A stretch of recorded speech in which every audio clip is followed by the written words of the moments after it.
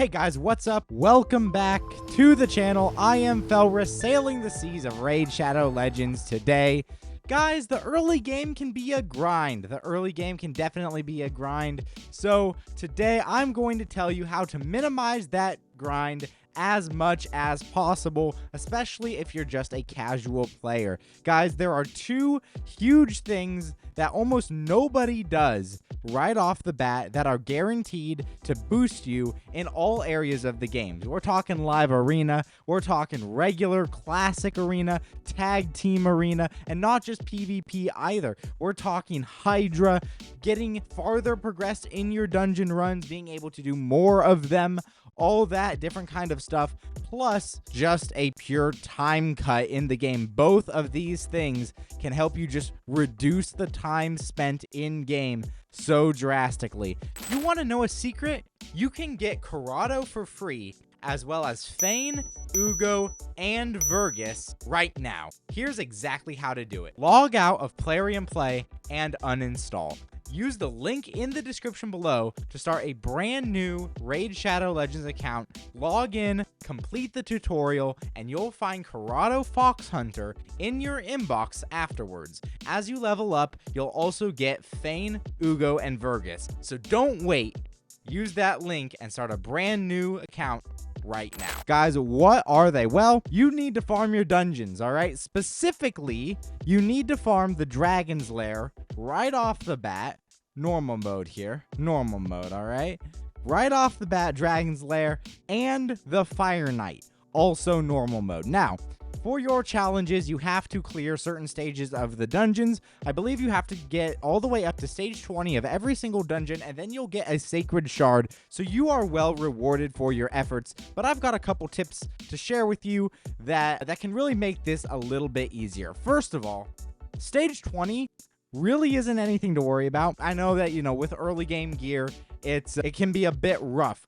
But here's the thing, you'll notice you can actually get 6-star gear all the way down at stage 13, although the best place to farm it before stage 20 is stage 16. So you can actually get 6-star artifacts at stage 16 of the boss. Now, you want to be very, very strict with what gear you keep, because the better gear you keep, the farther you'll be able to push this, all right? But let's take a look at the boss himself. He's got decreased attack on his A1. He's got 2 poisons and a weaken on an AoE on his A3. Or sorry, his A2. Then he's got a fully deplete turn meter on a single target with a secret skill. The secret skill has an AoE stun. So, and then that's enemy max HP damage. So, not a very difficult boss, not a very complicated boss at all. And this boss is incredibly vulnerable to poisons, guys. 2 poisons. Now, poison is a debuff that deals max HP damage every time the character under the debuff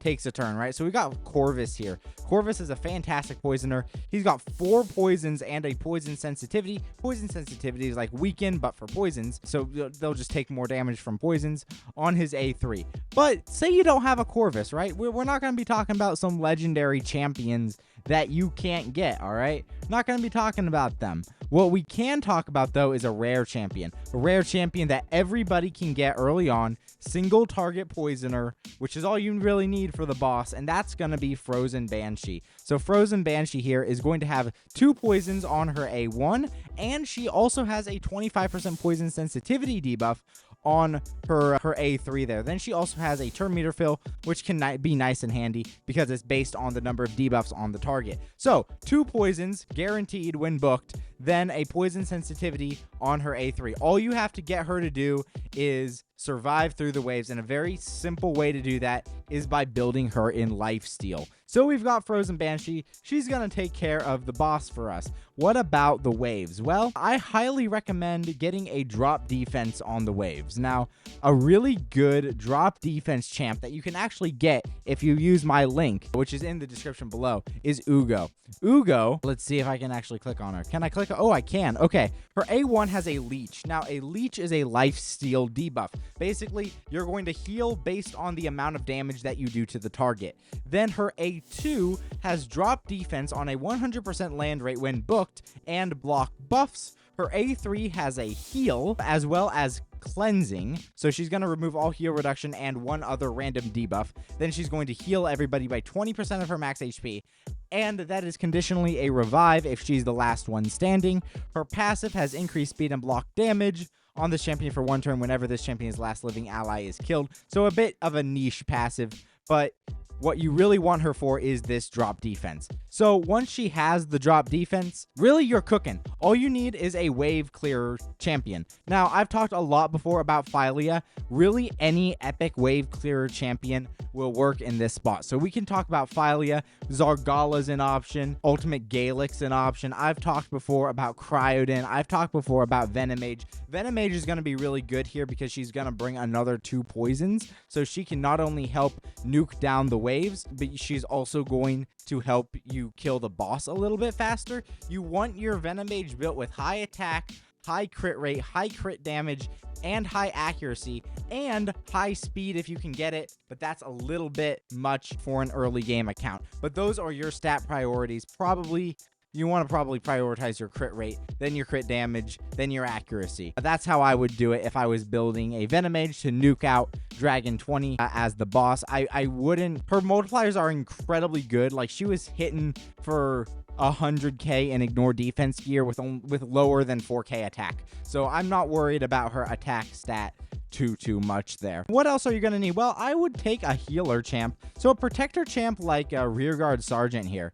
Rearguard Sergeant is an amazing champion. She has drop defense on her A1, which can be really good for keeping it up on the boss. She has decreased attack on her A2 on an AoE, so you're going to take less damage. And then she has ally protection and continuous heal on all allies except herself. So Ugo can heal her back up. She's going to be healing everybody else back up, making sure we stay alive and making sure we take less damage from the decreased attack. Rearguard Sergeant is a super cool champ, but really any protector can work in that slot. Now, from here, you have a couple options. You can either run more damage, so another poison champ, maybe another nuker champ, depends on how strong your nuker champ is, or you can run someone who's also another protector, right? So Skull Crusher is a really good protector. Rector Droth is a really good protector. I mean, between Rector Droth, Ugo, and Rearguard Sergeant, you're not going to have any trouble staying alive at all, especially since Rector has a revive. Using the Marooned is really good. He's got to block debuffs,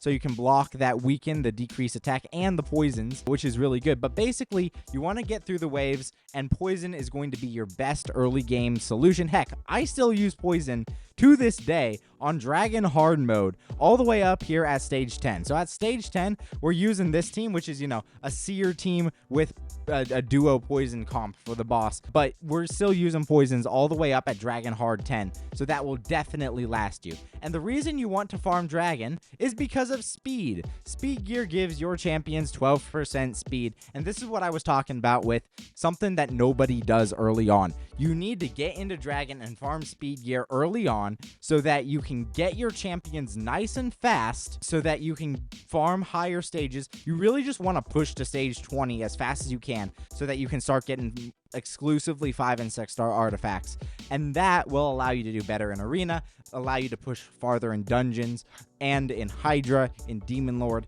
in all the rest of the game. The speed set is absolutely essential. This is the first set that you should focus on farming. All right, the next dungeon that you're going to need to do is farm the Fire Knight. You're also going to want to get to Fire Knight stage 20. As I said, you're rewarded with the Sacred Shard if you get to stage 20 on every single dungeon, except maybe Spider. You'll have to double check me on that. I don't have access to the challenges anymore because I finished them. But Fire Knight is an interesting fight because he's got decreased speed, he's got destroy max HP, and then he's got a Divine Shield. Now at stage 20, the Divine Shield is 10 counts. So you're going to have to fire 10 attacks into the Fire Knight's shield before you can actually start damaging the Fire Knight. And remember, this is timed. This is a timed fight because his A1 destroys enemy max HP by 15% of the damage dealt. Early on, your Fire Knight runs are going to be super slow. There are a bunch of common champions and epic champions, though. I'm saying common champions here. They were used during the Hell Hades free-to-play challenge to really help boost some of these people, and they're people like Yeoman. So Yeoman attacks one enemy 3 times on his only skill. Each hit has a 10% chance to decrease the turn meter by 20%. Yeah, it books to a 25% chance. So honestly, that's not a bad A1 for a common at all. His base stats are really low, as you'd probably expect for a common, although he does have higher base speed than some legendaries in the game, but that's not much to be writing home about. But this triple hitter, if you have nobody else, can be really good. Another champ that I really like to use early on for Fire Knight is Crusader. The reason I like Crusader, his A1 just attacks one enemy 2 times, and then he has an ally attack. So he'll attack one enemy with a random ally. The ally joining the attack uses their default skill. So, you know, he's going to get at least 3 hits into that shield to start out with. Another champ, another uncommon champ, who is still good in Fire Knight to this day is Armiger. Because of his A1, attacks one enemy, decreases the turn meter by 30% if this attack is critical. So what you can end up doing is break the shield. You only have to fire 10 attacks into the shield, break the shield, and then turn meter control with an Armiger so that the Fire Knight never takes another turn. Let's talk about some affordable epic options. One champ who I really like and who I think is quite underrated for Fire Knight is going to be Geomancer.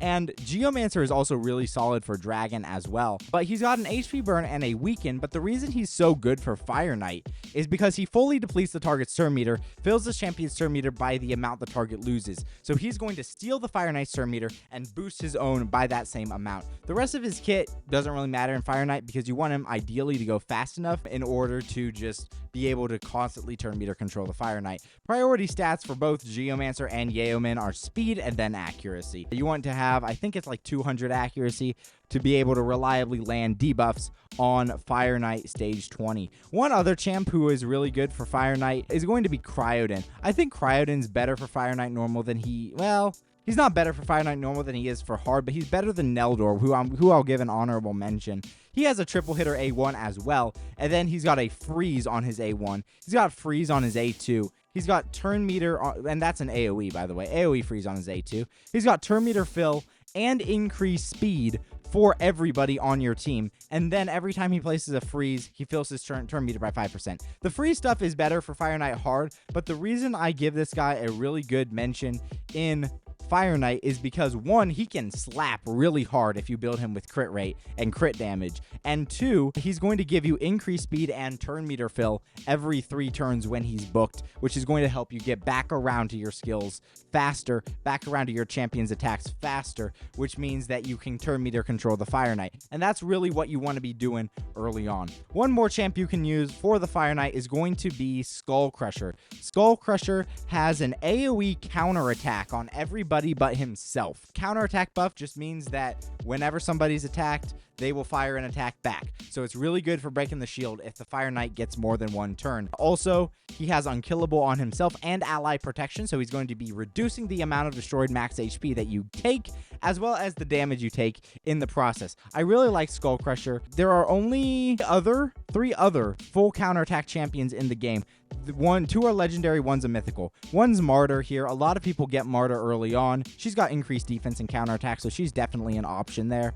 Another one is Valkyrie. So Valkyrie is a barbarian legendary. She's here. She's got a shield and a counterattack, and it's a really nice shield too, so that'll completely prevent the destroyed max HP. She's got some cool turn meter stuff as well, and on her both her A1 and her passive. And then finally, the mythical Alaz the Sunbearer has a counterattack on all allies. But, you know, those are less affordable options than a Skull Crusher. So hopefully that gave you some ideas on how to beat this boss. Oh, one more honorable mention for Dragon. Gotta say, Outlaw Monk, the uncommon. Lots of people start with a lot of uncommons. He's not bad at all. He's got 2 poisons on a 3-turn cooldown. I mean, that's better than half the epics in the game. With a 10% chance, books to a 25% chance of granting an extra turn on his A1. That's not bad at all. So you can definitely use an Outlaw Monk, maybe in place of a Frozen Banshee if you don't have a Frozen Banshee for Dragon, especially early on. But you really want triple hits and multi-hits, you know, multi-hit skills and damage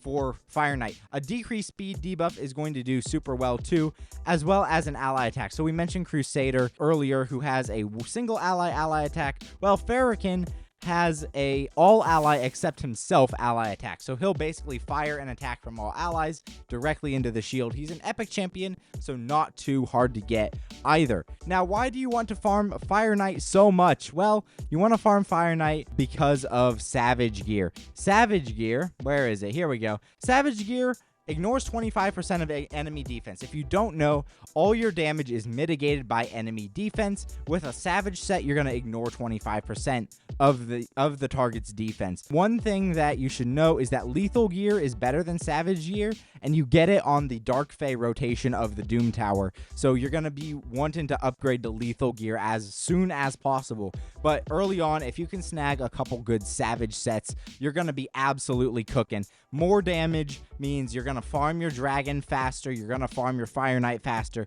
you're going to get more of that speed gear that is so coveted, and you're going to be absolutely skyrocketing your progress through the early game. Those two sets are absolutely essential. You can also get Cruel gear from the clan boss. The Cruel set gives you ignore 5% defense as well as 15% extra attack. So we'll take a look, like if we look at a Cruel set here. Yeah, so we've got 15% attack, ignore 5% defense. That's on a 2-piece set. So you can use your Cruel gear to get some lesser ignore defense effects early on as well. Well, guys, I hope this was helpful. Thank you so much for watching. Thank you so much for being here. I've been Felrus, sailing the seas of Raid Shadow Legends. I hope you have a wonderful day, and I'll see you in another video.